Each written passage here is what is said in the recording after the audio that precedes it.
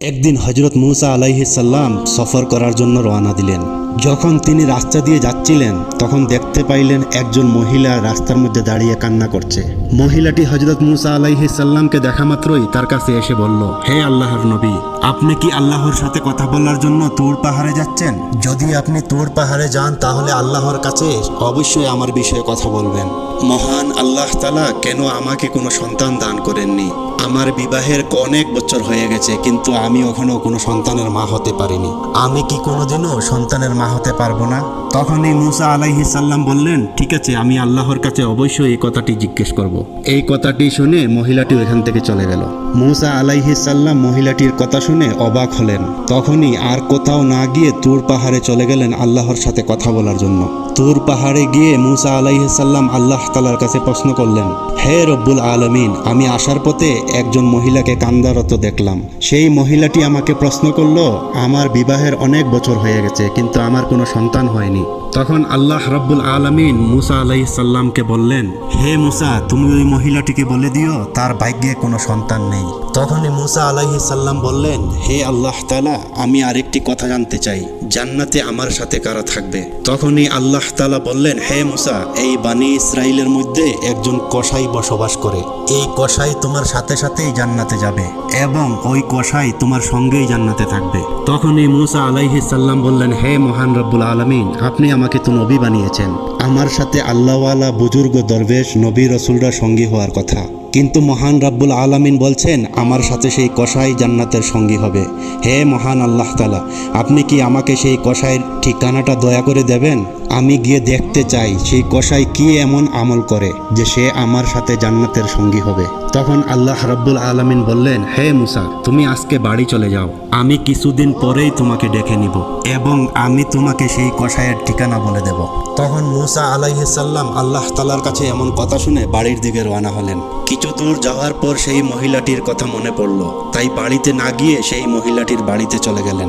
তখন মহিলাটি হযরত মুসা আলাইহিস সালামকে দেখে অবাক হলেন এবং জিজ্ঞেস করলেন, হে আল্লাহর নবী মুসা, আপনি কি আল্লাহর কাছ থেকে আমার এই প্রশ্নটির উত্তর জেনে এসেছেন?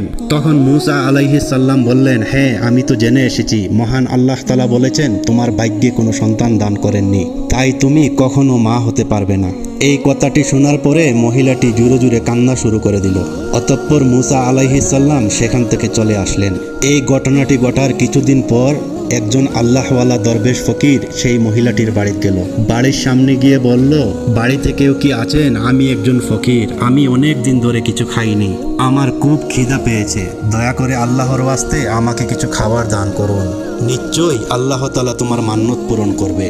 অতঃপর সেই মহিলাটি ফকিরকে 4টি রুটি খেতে দিল। রুটি দিয়ে মহিলাটি বলল, আপনি তো আল্লাহর ফকির, আপনি কি আল্লাহর কাছে আমার জন্য দোয়া করবেন? আল্লাহ তাআলা আমাকে কোনো সন্তান দান করেননি, আপনি দোয়া করেন যেন আল্লাহ তাআলা আমাকে সন্তান দান করেন। অতঃপর সেই ফকির রুটি খাওয়ার পরে মহিলাটির জন্য দোয়া করে সেখান থেকে চলে গেল। এই ঘটনাটি ঘটার কিছু বছর পরে একদিন মুসা আলাইহিস সালাম কোথাও সফর করছিলেন। তখনই মুসা আলাইহিস সালাম ওই মহিলাটির বাড়ির দিকে তাকিয়ে মহিলাটির কথা মনে পড়ে গেল। মুসা আলাইহিস সালাম সেই মহিলাটির বাড়ির কাছে গিয়ে দেখলেন সেই মহিলাটি একটি ছোট্ট বাচ্চা নিয়ে মনের আনন্দে খেলা করছে। মহিলাটি মুসা আলাইহিস সালামকে দেখে মুসা আলাইহিস সালামের কাছে এসে বলল, হে আল্লাহর নবী, আপনি তো বলেছিলেন আল্লাহ রব্বুল আলামিন আমাকে কোনো সন্তান দান করবে না, আমার ভাগ্যে কোনো সন্তান নেই, কিন্তু আল্লাহ রব্বুল আলামিন আমাকে একটি সন্তান দান করেছেন। এটা শুনে হযরত মুসা আলাইহিস সালাম একটু অবাক হয়ে গেলেন এবং সেই প্রশ্নের উত্তর জানার জন্য তুর পাহাড়ের দিকে রওনা হলেন। তুর পাহাড়ে গিয়ে মুসা আলাইহিস সালাম আল্লাহ তাআলাকে জিজ্ঞেস করলেন, হে মহান রব্বুল আলামিন, আপনি তো বলেছিলেন ওই মহিলার ভাগ্যে কোনো সন্তান লেখা হয়নি, ওই মহিলা কোনোদিন সন্তানের মা হতে পারবে না, কিন্তু আজ আসার সময় দেখলাম ওই মহিলাটির একটি সন্তান রয়েছে, এই ব্যাপারটি আমি বুঝতে পারিনি। তখনই আল্লাহ তাআলা মুসা আলাইহিস সালামকে বললেন, হে মুসা, তুমি কি এই প্রশ্নের উত্তর জানতে চাও? তাহলে একটি থালার মধ্যে মানুষের গোশত নিয়ে আসো, তাহলে এই প্রশ্নের জবাব পাবে। তখন মুসা আলাইহিস সালাম আল্লাহর এই কথা শুনে একটি থালা আর একটি ছুরি সাথে করে নিয়ে মানুষের কাছে গিয়ে বললেন, হে আমার কওম, মহান আল্লাহ তাআলা বলছেন এই তালার মধ্যে কিছু মানুষের মাংস নিয়ে যেতে। আপনাদের মধ্যে কেউ কি আছেন এই তালার মধ্যে নিজের শরীরের মাংস কেটে দেবে? কিন্তু মুসা আলাইহিস সালামের সেই কথায় কোনো মানুষ এই মাংস দিতে রাজি হলো না। অতঃপর সেখান থেকে একে একে করে সবাই চলে গেল। মুসা আলাইহিস সালাম যখন মানুষের মাংস না পেয়ে বাড়ির থেকে রওনা হলেন, তখনই একজন বুজুর্গ ফকির মুসা আলাইহিস সালামের কাছে এসে বললেন, হে আল্লাহর নবী মুসা, তোমার কি হয়েছে? তোমাকে এমন চিন্তিত দেখাচ্ছে কেন? তখন মুসা আলাইহিস সালাম সেই ফকিরের কাছে গিয়ে বললেন, মহান রব্বুল আলামিন আমাকে মানুষের মাংস নিয়ে যেতে বলেছেন, কিন্তু কোনো মানুষেই মাংস দিতে রাজি হলো না, সবাই মুখ ফিরিয়ে চলে গেল। তখনই ওই ফকির মুসা আলাইহিস সালামের কথা শুনে নিজের শরীর থেকে একটু একটু মাংস কেটে মুসা আলাইহিস সালামের থালির মধ্যে দিয়ে দিলেন। মাংস দিয়ে সেই বুজুর্গ ফকির ওইখান থেকে চলে গেলেন। সেই মাংস পেয়ে মুসা আলাইহিস সালাম অনেক খুশি হয়ে আবার তুর পাহাড়ের উপরে চলে গেলেন এবং মুসা আলাইহিস সালাম বললেন, হে মহান রব্বুল আলামিন, আমি মানুষের মাংস নিয়ে এসেছি। তখন আল্লাহ তাআলা মুসা আলাইহিস সালামকে প্রশ্ন করলেন, হে মুসা, তুমি এই মাংস কোথায় পেলে? তখনই মুসা আলাইহিস সালাম সেই মাংসর সকল কাহিনী আল্লাহ তাআলাকে খুলে বললেন। তখনই আল্লাহ তাআলা বললেন, হে মুসা, এই মাংসর জন্য তুমি তো সবার কাছে যাওয়ার দরকার ছিল না, কারণ তুমিও তো একটি মানুষ। এই মাংসের জন্য তুমি মুসাই যথেষ্ট ছিলে। এর মাধ্যমে তুমি তোমার প্রশ্নের উত্তর পেয়ে গেছো। যেই বুজুর্গ ফকিরটি আল্লাহর নাম শুনেই নিজের শরীর থেকে মাংস কেটে দিয়েছে, ওই ফকিরটির দোয়া করার জন্য সেই মহিলাকে আমি সন্তান দান করেছি। হে মুসা, যেই ফকিরটি আল্লাহ তাআলার নাম শুনে শরীরের মাংস কেটে দিয়ে দিতে পারে, সেই ফকিরের দোয়াতে আমি কি মানুষের ভাগ্য লেখন পরিবর্তন করতে পারি না? অতঃপর মুসা আলাইহিস সালাম আল্লাহ তাআলাকে জিজ্ঞেস করলেন, হে মহান রব্বুল আলামিন, আপনি যে বলেছিলেন একটি কসাই আমার সাথে জান্নাতে প্রবেশ করবে, আমি কি জানতে পারি সেই কসাইটি কি এমন আমল করে যে আমার সাথে সে জান্নাতে প্রবেশ করবে? তখনই মহান আল্লাহ তাআলা সেই কসাইয়ের ঠিকানা বলে দিলেন। তখনই মুসা আলাইহিস সালাম সেই কসাইয়ের দোকানের কাছে গেলেন। একটু দূরে দাঁড়িয়ে কসাইয়ের দিকে লক্ষ্য করলেন। তখনই মুসা আলাইহিস সালাম দেখতে পাইলেন সেই কসাইটি ভালো ভালো মাংস দেখে এক সাইডে রেখে দিচ্ছে। কিছুক্ষণ পরে মুসা আলাইহিস সালাম দেখতে পাইলেন সেই কসাইটি ভালো ভালো মাংসগুলো নিয়ে তার বাড়ির দিকে রওনা হচ্ছে। হযরত মুসা আলাইহিস সালাম সেই কসাইটির পিছনে রওনা দিলেন। তখনই মুসা আলাইহিস সালাম দেখতে পাইলেন সেই কসাইটি তার বাড়িতে পৌঁছে গিয়েছে। তখনই তিনি সেখান থেকে চলে গেলেন। পরের দিন হযরত মুসা আলাইহিস সালাম আবারও সেই কসাইয়ের বাড়িতে গেলেন এবং বললেন, বাড়িতে কেউ কি আছেন? আমি একজন মুসাফির, কিন্তু বাড়ির ভিতর থেকে কোনো উত্তর এলো না। তখনই মুসা আলাইহিস সালাম ভাবলেন, বাড়িতে বোধহয় কেউ নেই। তখনই মুসা আলাইহিস সালাম আবার সেই কসাইয়ের কাছে উপস্থিত হলেন। হযরত মুসা আলাইহিস সালাম দূর থেকে লক্ষ্য করলেন, কসাই যখন ভালো মাংসগুলো কেটে এক সাইডে রেখে দিচ্ছিল, তখনই এক মাংসর খরিদ্দার এসে কসাইটিকে বলল, আমাকে সেই ভালো মাংসর টুকরোটুকু দেও, আমি তোমাকে সেই মাংসর অতিরিক্ত দাম দেব। তখনই সেই কসাই বলল, আপনি আমাকে যতই দাম দেন না কেন, আমি সেই মাংস বিক্রি করব না, কেননা এটি আমার বাড়িতে নিয়ে যাব।